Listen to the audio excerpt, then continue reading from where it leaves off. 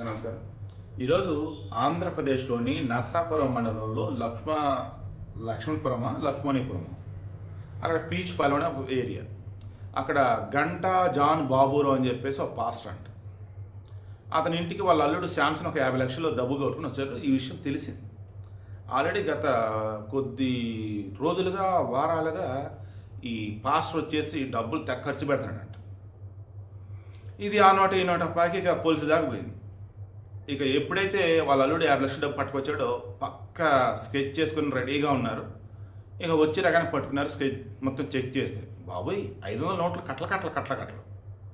ఆ ఇంట్లో ఏకంగా 2,27,90,000 రూపాయలంట.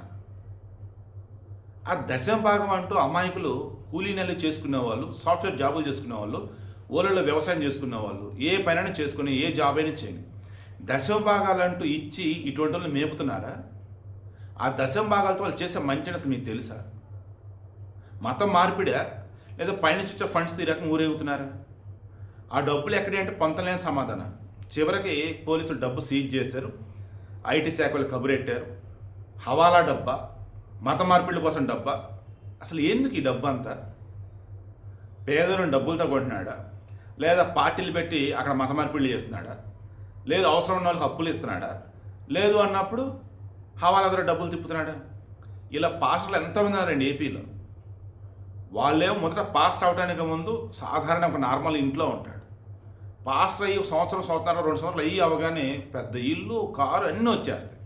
ఎందుకు? అమాయకులైనటువంటి జనాలు అనకూడదు కానీ నిజంగా ఇప్పటికీ చాలామంది గొర్రెలు అంటూ ఉంటారు వాళ్ళని. ఎవరిని? అమాయకులైనటువంటి వారిని, తెలియగల వారిని కాదు.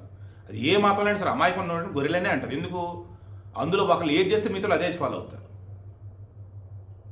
వాడు మంచి పనులు చేసినా సరే నేను పాపిని అనాలి దేవుడి ముందు అంటే నేను పాపిని, నేను కూడా పాపిని. దేవుడి ముందు ఏడవాలంటే నేను కూడా ఏడుస్తా. ఏందిరా అది? వీడికి ఇంట్రెస్ట్ మీకు అర్థమైందా? మీరు ఏ మతస్థులైనా కానీ మీ దేవుడిని నమ్మండి. మధ్యలో ఉన్న వాళ్ళని మేపకండి. మధ్యలో ఉన్న లక్షల డబ్బు దారపోయకండి. ఇతను పట్టుకున్నారు. ఆ డబ్బుకు సంబంధించి మొత్తం లెక్కలు తీస్తున్నారు.